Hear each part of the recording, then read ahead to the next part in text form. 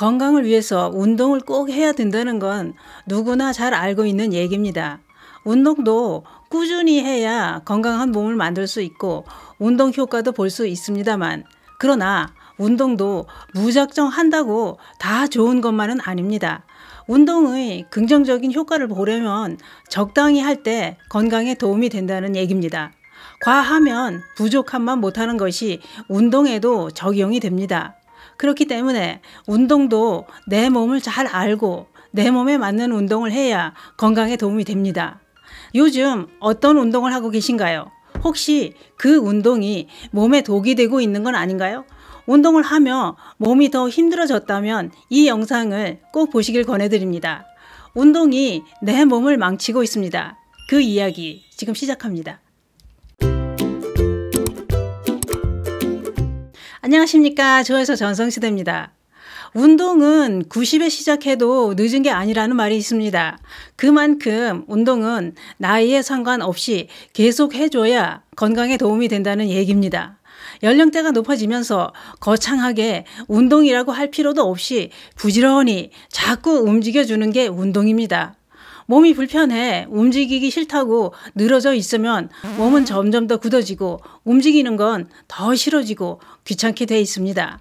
그래서 귀찮고 움직이기 싫어도 하루를 살아도 건강하게 살려면 운동은 선택이 아닌 필수입니다. 어떤 분들은 이렇게 얘기합니다. 난 운동은 숨쉬기 운동만 한다 그러더군요. 숨쉬기 운동보다는 몸을 움직여 운동을 해줘야 건강에 도움이 됩니다.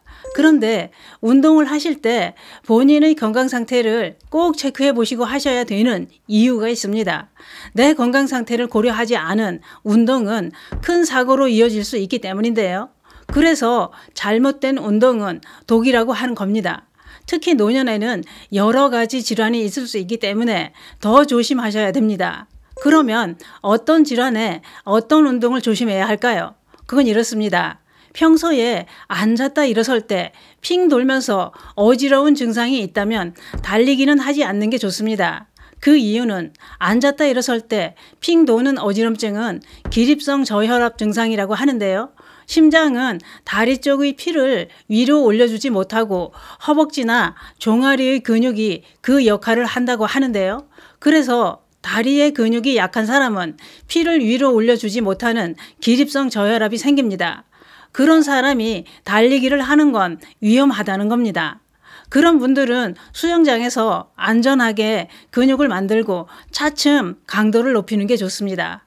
또 혈압이 높은 사람들은 운동을 어떻게 하는 게 좋을까요? 우리나라 고혈압 환자는 크게 늘고 있는 추세라고 하는데요. 문제는 본인이 혈압이 높은 줄도 모르는 사람들이 많다는 겁니다.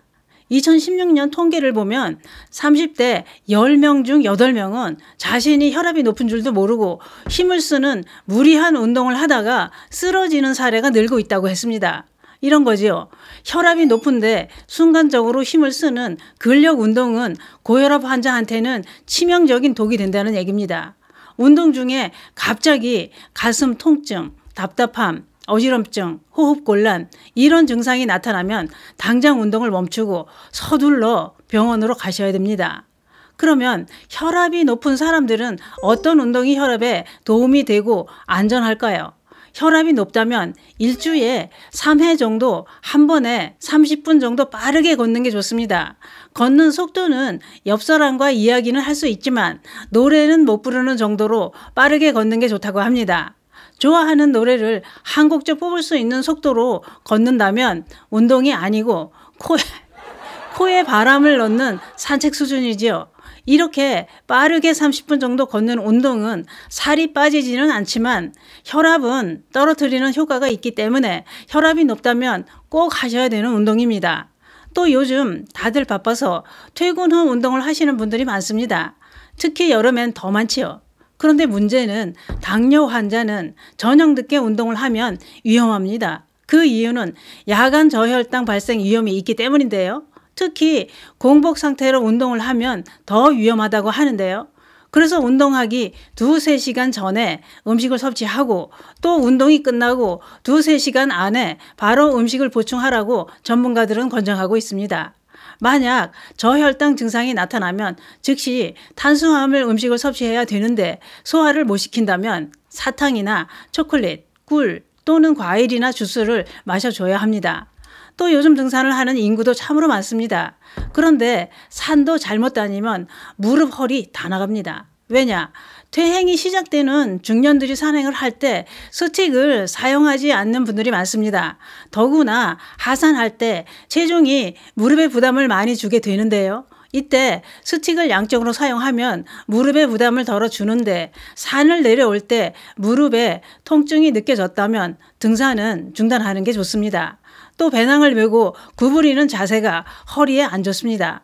며칠 쉬었더니 괜찮아졌다고 또 산에 오르면 무릎 관절은 빠르게 퇴행성 관절염으로 진행할 수 있고 다리가 아파서 삶의 질이 떨어질 수 있습니다.